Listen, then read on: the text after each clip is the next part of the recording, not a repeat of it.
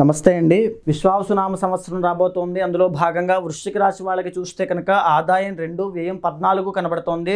రాజపూజ్యం 5, అవమానం 2 కనబడుతోంది. కొన్ని జాగ్రత్తలు ఖచ్చితంగా తీసుకోవాలి. ఎందుకనంటే దశమ స్థానంలోకి కేతువు తప్ప మే 18 తర్వాత మిగతా ఏ గ్రహాలు కూడా అంత యోగించట్లేదని చెప్పచ్చు. 4వ స్థానంలో రాహు రాబోతున్నాడు. మే 18 తర్వాత, మార్చి 30 తర్వాత ఈ యొక్క అర్ధాష్టమ శని దోషం వెళ్ళిపోయి పంచమంలోకి శని రాబోతున్నాడు. సప్తమంలో ఉన్నటువంటి గురుడు అష్టమంలోకి మే 15 తర్వాత రాబోతున్నాడు. ఇవన్నీ కూడా అంత యోగించేటువంటి దశలు కాదు. వృశ్చిక రాశి వాళ్ళకి గురుబలం కూడా లేదు.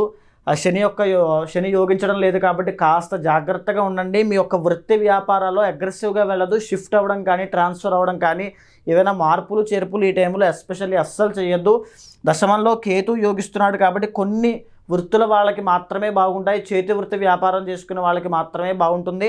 మీ ఇంటర్నల్ జాతకంలో కనుక ఏ గురు చండాల యోగం కానీ, లేకపోతే గజకేసరి యోగం కానీ, బుధ ఆదిత్య యోగం లాంటివి ఏమైనా ఉంటే అద్భుతంగా ఈ యొక్క నెగిటివిటీ నుంచి ఈజీగా బయటకు వచ్చే అవకాశాలు ఉంటాయి. సో మీ ఇంటర్నల్ జాతకం తప్పకుండా చూసుకోండి. లేదు అనుకుంటే అక్కడ కూడా దోషాలు ఉంటే గురుబలం కోసము, శని యొక్క అనుగ్రహం కోసము సుదర్శన యాగము, శ్రీరుద్ర యాగము తప్పకుండా చేయండి. అద్భుతమైన ఫలితాలు కనబడతాయి.